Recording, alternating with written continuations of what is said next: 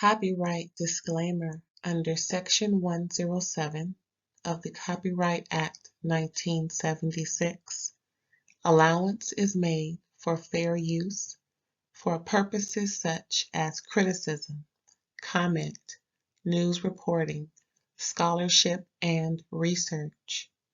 Fair use is a use permitted by copyright statute that might otherwise be infringing. Nonprofit, educational, or personal use tips the balance in favor of fair use. Thank you. Now enjoy the show.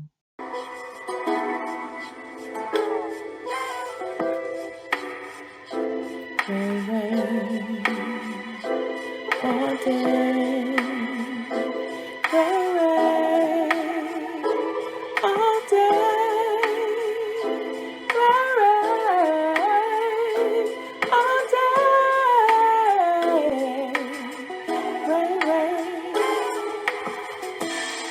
Thank you for tuning in.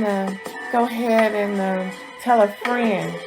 Go ahead and hit that subscribe so you don't forget when I go live. Please leave a comment and and go in. You can even chit chat with your friend here at this place we call Ray Ray all day. Ray Ray all day. Ray Ray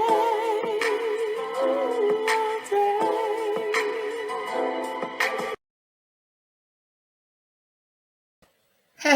Hey, what's up, y'all? Thanks for tuning in to another episode with your girl Ray Ray at Ray Ray All Day. And I am All Day Ray Ray on Instagram if you want to holler at me there.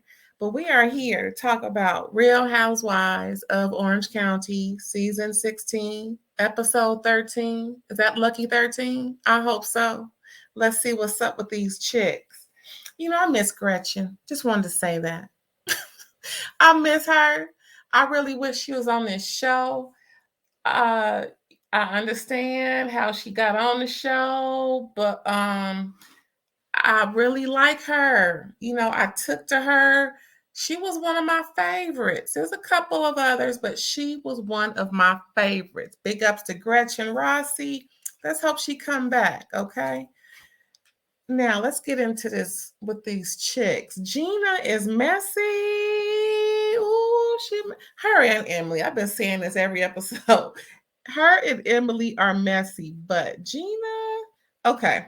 So pretty much the issue with Gina and Shannon is pretty much like, okay, Shannon's hearing all these things about how she is jealous of Gina, and also about she's jealous of Gina's relationship with Heather.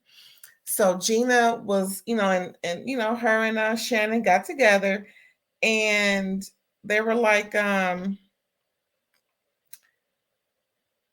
was like, no, I didn't say that, but I did say that about you being jealous about me and Heather's relationship.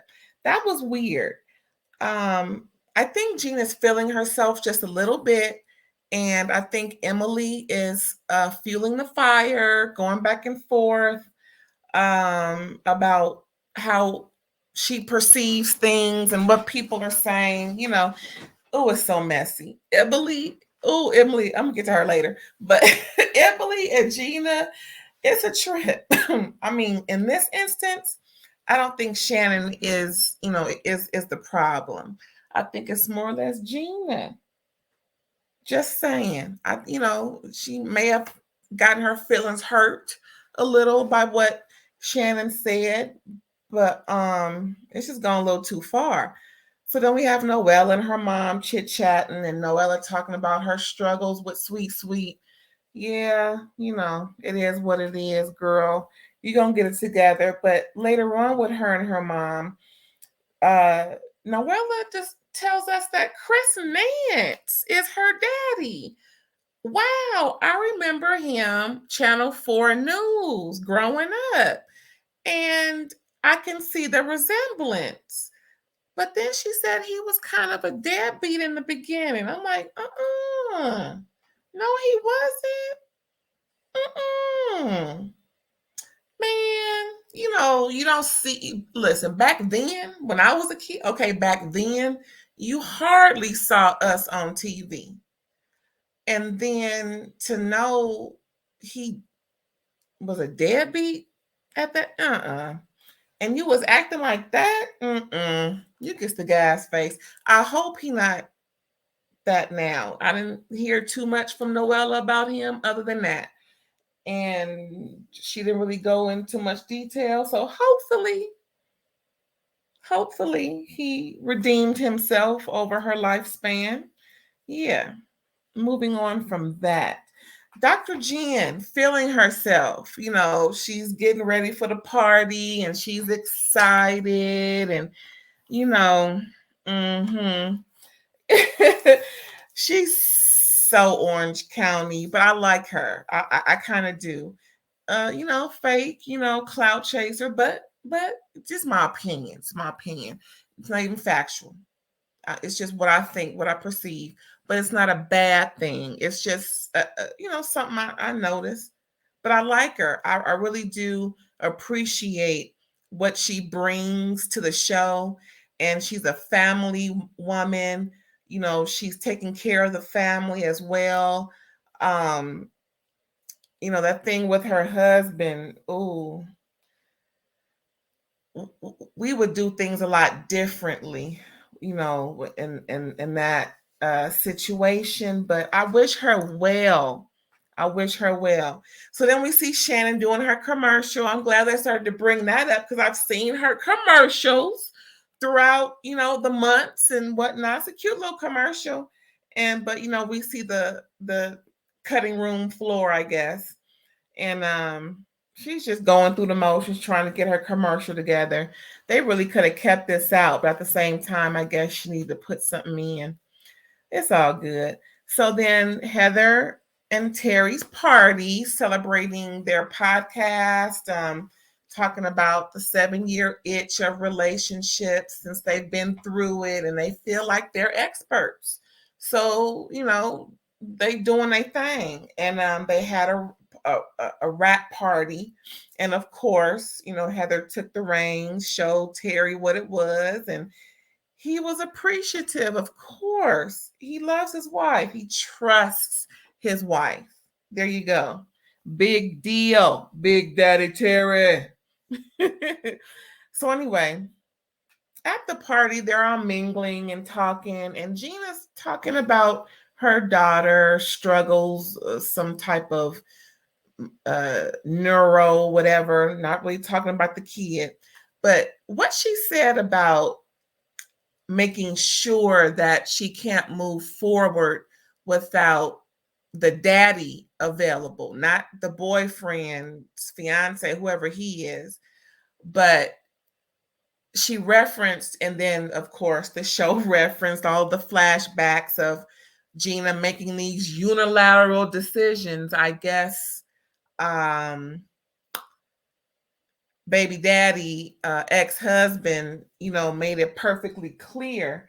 Or perhaps Gina realized that she needed to make it perfectly clear that it would be her and the baby daddy, ex-husband, and not just her making decisions.